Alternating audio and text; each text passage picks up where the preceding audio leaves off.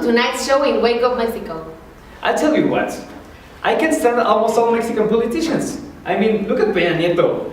He's so tarugo that is cute. Do you remember when his cake fell off from his own hands in his birthday? México próspero y creciendo, ese será siempre mi mejor regalo. Hago votos porque así sea. Ese es mi mayor deseo. Muchas gracias. A ver, todas y todos, chiquitibún a la bim bomba, chiquitibún a la bim bomba, a la bio, a la bar, a la bim bomba. Presidente, presidente, ra, ra, ra.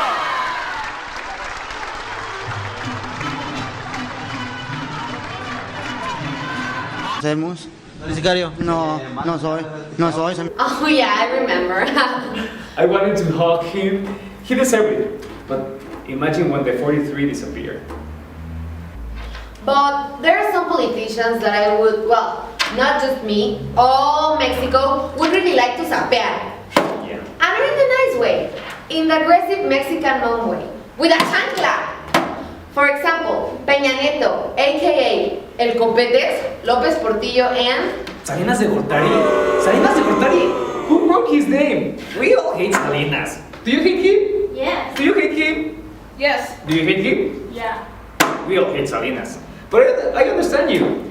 We all have reasons. Salinas de Gortari started his presidency in 1988, one of the most irregular elections of all time. Irregular is going to be one of the most repeated words during Salinas' presidency, and that's just one of the reasons why. I don't really hate him. I mean, I don't like him. But if you think about if he opened Mexico's doors to the world and almost reached super habit. What do you mean? Salinas' presidency considered one of the smarter presidents that Mexico has had, according to many. Left one of the biggest economic crises in Mexico, and left another big monster in Carlos Slim. And at the end, he left the presidential office with a large debt. Oh well, that's the idea of Miguel de la Madrid, when he postulated the young and talented man freshly grown in the PRI, with preparation abroad, which would lead Mexico on the path of economic and social progress. Progress? Progress of what? Of corruption and frauds? He signed for a free trade agreement, and that is one of the biggest things that could happen to Mexico economically speaking. But yeah, that's when he contracted a debt of $50 billion. Bring Salinas and we will teach him a little colossal justice. He's the biggest son of a...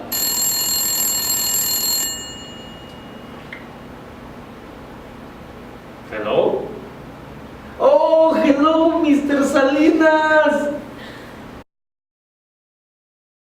Oh, sorry for that. You know, Salinas, reporters, censorship, and those magic things that happen when the light goes off. Yeah, but there's been a repetition of events like this one, when they used to share the international reserves only in the government report and in the speech of the Secretary of Treasury to the Banking Convention. Yeah, those were dark days. As today, we get the update every week. A lot has changed, and that's what gives us hope. If we keep changing all what's wrong and asking for more information to our representatives, we'll be moving forward. It's hard, but not impossible. Hashtag free speech. Honey, excuse me, do you know how many journalists have disappeared in AMLO's 5 months of presidency? These are people that are already asking questions and calling for answers. Oh, there can't be many. According to official sources, just 7. Just 7?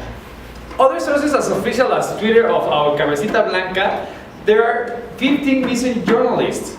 He's faking dementia. Oh, dementia? Yes, another dementia. Do you know how old the president of Mexico is? I'll tell you. He's all the years old. He's in Chabelo's range. Oh, come on. There have been older presidents. Think of Porfirio Diaz. Honey, if you're talking about Porfirio, you can't be serious. Oh, come on. Think of all the good things he did in his presidency. He introduced the train into the whole republic. Before him, North people haven't tasted melon. Oh, also he's the only one that actually reached super habit and almost eliminate illiterate people. Yeah, by killing them. Also think of how many years he was in the power. 31. With that time, even a single person like El Peje can reach a super rabbit. If you think about it, AMLO wants to be like Porfirio Diaz. He even wants to talk about erasing the law of no reelection. But he also said on one of his morning interviews that he's not going to go for the presidency. And now we are going to believe the man that said many times he was not going to be president. ¿De verdad estás tan seguro de que te dará como ganador? Sí, estoy seguro porque lo que tenemos de evidencia son estas falsificaciones de actas. Y participaron en el proceso electoral, llevaron a cabo este fraude, esta falsificación, los mismos mapaches de siempre. When he lost one time, and when he lost for a second time, la opinión de que es imposible la realización de un fraude electoral en este 2012 y aceptarías irrestrictamente los resultados de la elección. Sí, porque es remota la posibilidad del fraude. A diferencia del 2006, tenemos más organización. Llevamos 5 años. and when he decided to go again, La tercera es la vencida, don't you think? there is a new sculpture that represents all the no charros when he ran for presidency last year. You're one of these people that thinks that we're gonna be like Venezuela, right? All that I'm saying is that how are you so sure that it's so easy believing someone that lies to his people? All the political figures that we have talked here are horrible and abused. Peña, even if he's so funny, Porfirio, Salinas, and eventually AMLO. At the end of the day, it is a cycle. Now you're speaking my language. But just because every politician is a jerk doesn't mean you can't be hopeful. Mexico is hopeful. Think of all the help that came after the September's earthquakes. Or, if you want a closest example, all the help that any driver had during the 2 hours of wait before getting to the gas station. Let me tell you that waiting in line to get gasoline for 2 hours and still thinking that you are going to get some, being patient and hopeful is like the Cruz Azul and it's 21 years without a victory. Oh, but it becomes difficult. Every year is harder. Obviously, America is going to win. I'm not going to call you honey anymore. You're going to be the gaviota for me. Do you have anything like a White House or something like that? Oh, the White House is something really different. You are talking about one of the most important signs of corruption during Peña's presidency. All presidents have been corrupt. Imagine, Mexico has been led by presidents since 1824, and external debt is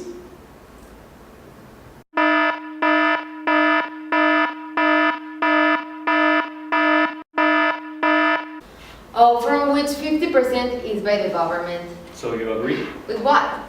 There's no hope. Oh, of course there's hope. If we get more involved in our Congress with more diversity of young people, we will achieve at least a new government structure. That can be the one that raises our country. No way! Do you mean that a bunch of millennials that only care for the social medias are going to make a huge change? We couldn't even make it in the past 2 centuries. We have been on and off the same presidential character, the same mistakes over and over again, creating an infinite cycle of corruption. You just said it. The society is so used to this that they don't even care about the best suitable presidential candidate anymore. We have to come to a point that selling your vote has become very common. It's time to make a change. To improve the education, to show the right path to the people and involve them in the area of politics since they are kids. Also, as you said before, millennials are the next ones to rule this country. So we need to immerse them in the atmosphere of Congress of the Union. By doing that, we will create a liberal democracy where we can make a change for the young people. For the first time, I agree with you. We can build a new country if we care enough. Thank you. See you next time. Bye.